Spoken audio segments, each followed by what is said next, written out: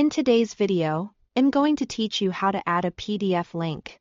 If you've ever wanted people to click from your PDF straight to a website, an email address, or another page online, this is a quick and free way to do it without installing any software.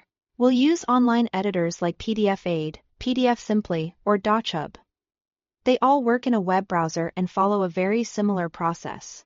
Start by opening your preferred online PDF editor in your browser. On the home page, look for an option to upload your file. You can usually click an upload button or drag and drop your PDF onto the page. Give the file a moment to load. Larger PDFs might take a bit longer. Once your PDF appears, find the tool labeled Link, Hyperlink, or sometimes Add Link in the toolbar. Click that tool, then decide where you want your link to go. If the link should be attached to specific words, highlight that text or draw a small box precisely over it. If the link should cover a button or an image, draw a rectangle over that area. The editor will open a small window asking for the destination. Paste the full URL, including the HTTPS FA part.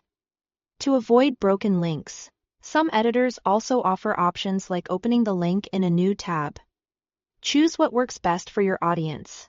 After adding the link, confirm or apply the change. You can repeat the process anywhere else in the document.